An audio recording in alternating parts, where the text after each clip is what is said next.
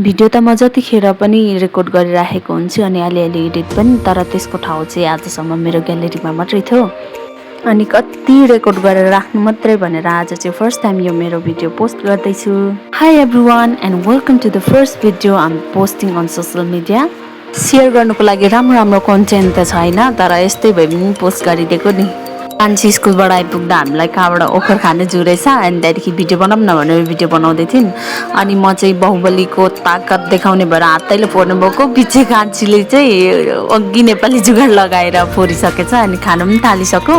म चाहिँ अझै मेहनत गर्दैछु अनि बल्ल बल्ल फोरेँ। अनि कान्छीले चाहिँ पुरा क्यामेरा देखिसक्दो यस्तै हो उसको पारा चाहिँ खालि, अनि यत्रो ठुलो निकाल्न सक्छौ भन्दै म चाहिँ एकदम धाक पनि लडाउँदै थिएँ। आज चाहिँ रियाक्ट गरेन त्यति, नभए त्यसरी मैले अलिकति डाउन गरिदिएको भए त मलाई त एकदम रिसले फुल हुन्थ्यो नि हाम्रो कान्छी। अनि मैले ओखर फोरेर आधी खाइसक्दा त उसले त खाइसकेछ। अनि ऊ त गयो है भन्दै गयो। अनि त्यहाँदेखि म एक्लै भिडियो बनाउन अल्छी लाग्यो, आऊ न म तिमीलाई दिन्छु भनेर फकाएर बोलाएँ। अनि खुसी हुँदै पर्खेर खाएर पनि गयो। अनि दिउँसो घरमा बस्दा बस्दा एमबीहरू पनि सबै सकेको थियो, अल्छी लाग्यो। अनि माथि रोडमा 5G चलाउनु गएको त 5G पनि पक्रेन। अनि कान्छी चाहिँ क्यामेरा देखिसक्दा उसको एक्सनमा उत्रिहाल्यो।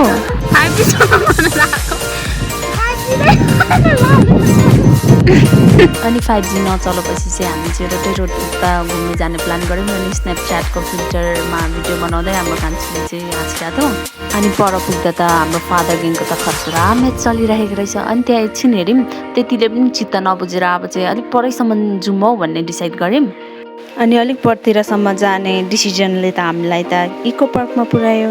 यो फुल टाइम भिडियो बनाउने बानी नहुनु पनि साह्रो रहेछ हौ। अघि म चाहिँ भित्र घुसिसकेको थिएँ, तर बाहिरबाट जाँदै गरेको भिडियो त बनाइन त भनेर फेरि उनीहरूलाई भित्रै छोडिराखेर म चाहिँ बाहिर आएर फेरि भित्र जाँदै गरेको भिडियो बनाउँदैछु। अनि त्यहाँदेखि फुल पनि चट्ट कानमा लगाएर हिँडिहालेँ। अनि कान्छीलाई ती पर्खै एकछिन भिडियो बनाउनुपर्छ भने अनि यसो नक्कल पनि पाऱ्यौँ। अनि हामी तिनैजना आफ्नो आफ्नो धुनमा छौँ। कान्छी पनि फोन चलाइरहेको छ, मुन्ना भाइ पनि आफ्नै धुनमा छ। अनि म चाहिँ यहाँ नजिक भए पनि यहाँ चाहिँ साह्रो घुम्न आएको थिइनँ नि त। पहिला एकपल्ट आएको थिएँ, त्यतिखेर यो स्ट्याचु मात्रै थियो। यसको नाम चाहिँ थङ्गाल जेनेरल भन्थ्यो।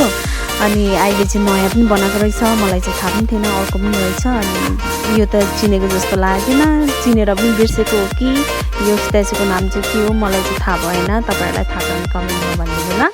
अनि अब चाहिँ म तपाईँहरूलाई यो एन्ट्रीदेखि कस्तो देखिन्छ भनेर देखाउन चाहन्छु।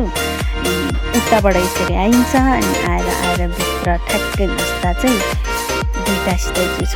त्यति स्पेसल त छैन यो पार्क, तर पनि अब केही नहुनु भन्दा त अलिअलि अब छ भनौँ न।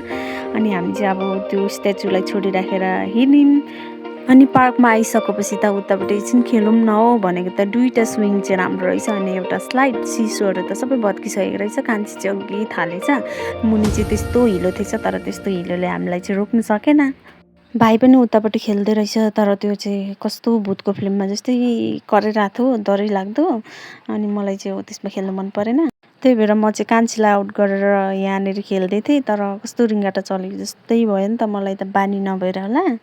अनि अब रात पनि परिसक्यो। अनि घर जाउँ भनेर पर निस्केको त कुरोले डल्लो पारेछ नि हामीलाई त। खेल्नुको धुनमा केही यादै भएन। अनि कुरो टिप्न थाल्यौँ। दुईजनालाई चाहिँ साह्रो डल्लो पारेछ कुरोले, तर म चाहिँ मैला भएछु, तर कुरो चाहिँ त्यति लागेन रहेछ, अलिअलि चाहिँ लागेछ। घर आइपुगेर कान्छी चाहिँ पढ्नु थाल्यो। अनि आमा छोराको पनि मस्त गफ चलिराखेको रहेछ। मलाई चाहिँ कान्छीले नोट्स लेखिदिनु भनेको थियो र म पनि नोट्स लेख्न थालेँ। यसो हेरेको त अनि अघि कानमा चेपेको फुल त त्यही रहेछ, ठ्याक्कै राखेर म पनि लेख्न थालेँ।